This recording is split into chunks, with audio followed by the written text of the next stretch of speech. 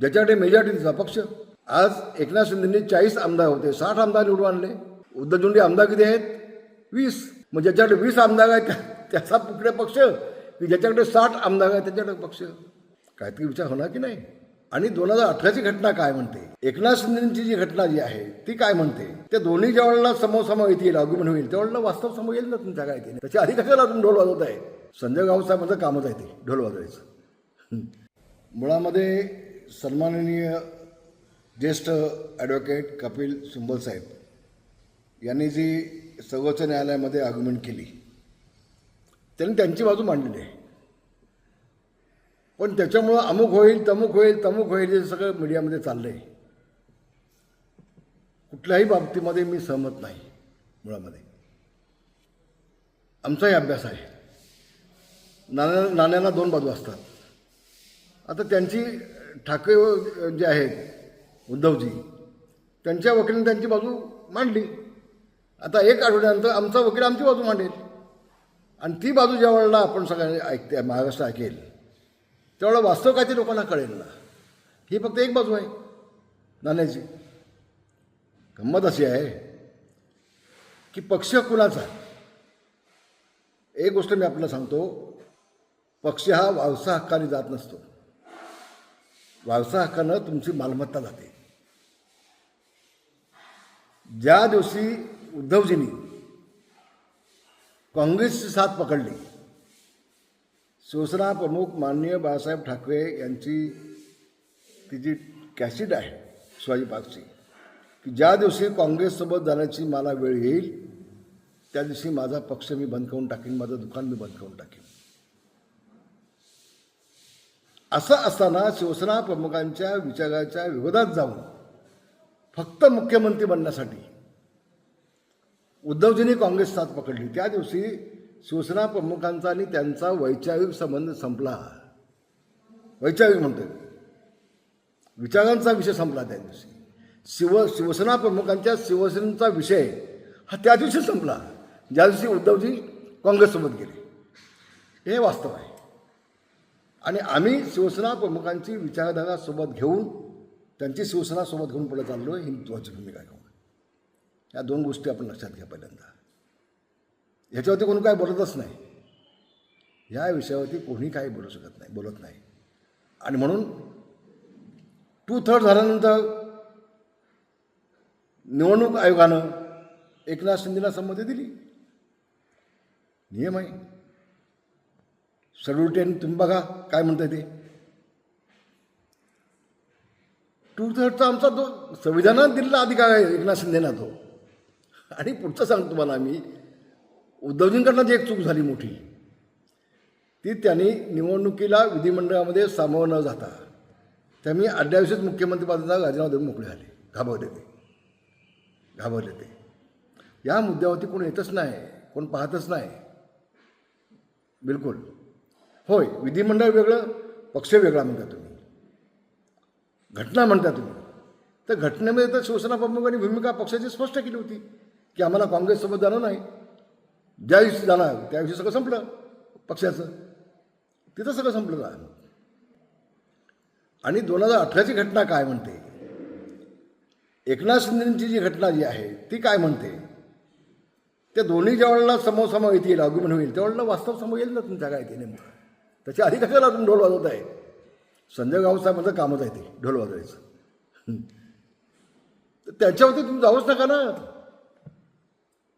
मग आता या पक्षात जाणार का, त्या पक्षात जाणार का, त्या पक्षात जाणार का, हे प्रश्न विचारण्यापेक्षा आता उद्धवजींना तुम्ही काँग्रेससोबत घेऊन गेलात, राष्ट्रवादीमध्ये फूट पडली. मग आता नेमकं उद्धवजी कुठं जाणार आहे त्याचं तुम्ही बघा ना. आम्हाला कशाला सांगताय कुठल्या पक्षात आम्ही काय जाणार? ते चिंता आमची नको. तुम्ही स्वतःचीच काळजी घेतली पाहिजे. स्वतःचं तुम्ही पुढं काय करणार आहे ते तुम्ही लोकांना सांगितलं पाहिजे. आणि अजून दुसरी बाजू ऐकायची आहे आपल्याला. आम्हाला कसलीही अडचण नाही. एक सांगतो तुम्हाला पुन्हा एकदा, ज्याच्याकडे मेजॉरिटीचा पक्ष, आज एकनाथ शिंदेंनी 40 आमदार होते, 60 आमदार निवडून आणले. उद्धवजींचे आमदार किती आहेत? 20. मग ज्याच्याकडे 20 आमदार आहेत त्याचा कुठले पक्ष, की ज्याच्याकडे 60 आमदार आहेत त्याच्याकडे पक्ष? काहीतरी विचार होणार की नाही. आणि महाराष्ट्राची जनताने कौल कुणाच्या बाजूने दिलाय? एकनाथ शिंदेच्या बाजूने कौल दिलाय की उद्धवजींच्या बाजूने कौल दिलाय? हे देखील तेवढं स्पष्ट आहे. कपिल सिब्बल साहेबांनी एक आर्ग्युमेंट केली की त्यावेळेला आमच्याकडे 20 खासदार होते, पण सत्ता यांच्याकडे गेल्यामुळं सगळे खासदार तिकडे आकृष्ट जातकडे गेले नाहीत, निवडणुकीत पडले. तुम्ही उच्च न्यायालयाची सर्वोच्च न्यायालयाची दिशाभूल करताय, खोटं बोलताय. निवडणुकीत पडले, गेले नाहीत. खोटं बोल पण भेटून बोल ही भूमिका घेण्यापेक्षा वास्तव हे सुप्रीम कोर्टाला कळलाच आहे ना उद्याच्या आर्ग्युमेंट नंतर. आता तुमचे 6 खासदार आले एकनाथ शिंदेने पुन्हा. आता खासदार आले तुमचे 6 खासदार तुमचे आले 9 पैकी. 20 खासदार निवडणुकीमध्ये उभे झाले, काही पडले ना, 11 खासदार पडले तुमचे. तर पक्ष त्यांचा होता म्हणून तिकडे आकृष्ट झाले सत्तेकडे, असं जी स्टेटमेंट दिले कपिल सिब्बल साहेबांनी ती चुकीची आहे. दिशाभूल करावी, न्यायालयाची दिशाभूल करावी. म्हणून वास्तव काय आहे ते पहिल्यांदा समजून घ्या. आणि याच्या आधी अगदी इंदिराजी गांधींपासून मग तो खटागा निशाणे असू देत, तो गाय बछडा निशाणे असू देत, ती धनुष्यबाण हाताची निशाणे असू देत, ह्या सगळ्या निशाणे बदलले गेले ना त्यावेळेला. बदलले गेले ना. आणि अध्यक्ष कोण पक्षाचा? पक्ष तोच आहे. अध्यक्ष कोण हे शिवसेने ठेवणार ना, की बाळासाहेबांचा मुलगा उद्धव आहे म्हणून बाळासाहेबांनी उद्धवच अध्यक्षपद देणार असं नाही. असं नाही. आम्ही सगळे एकनाथ शिंदेच्या सोबत आहोत शिवसेना म्हणून. शिवसेना प्रमुख ते आहेत.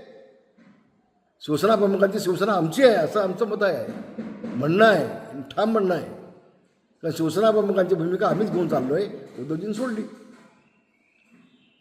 काय म्हणतात 1966 सालामध्ये शिवसेना प्रमुखांनी शिवसेनेची स्थापना केली आणि तुम्ही आम्हाला सांगताय? हे माहिती नाही आम्हाला. आणि आम्हाला एक्सेप्ट आहे ना ते. आम्ही कुठे नाकारलं आहे कधी ती?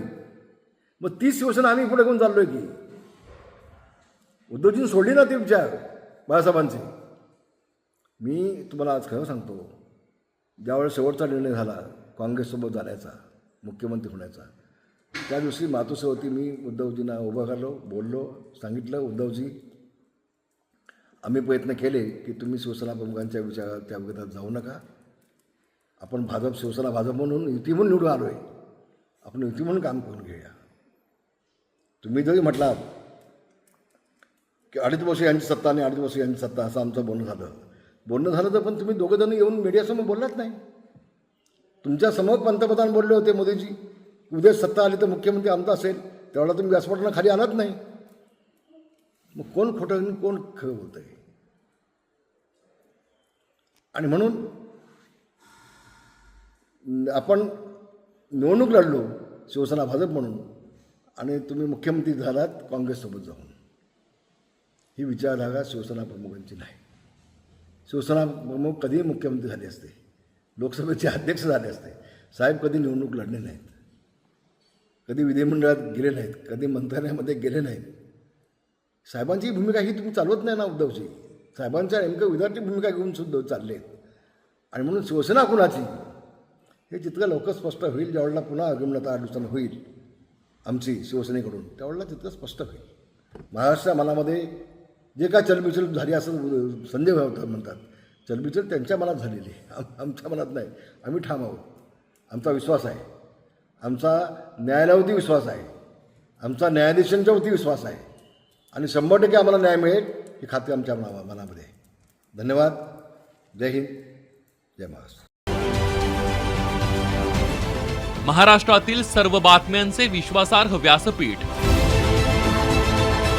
सकाळच्या सर्व सोशल मीडिया प्लॅटफॉर्मला लाईक, फॉलो आणि सबस्क्राईब करा. तसंच सर्व नोटिफिकेशनसाठी बेल आयकॉन प्रेस करायला विसरू नका.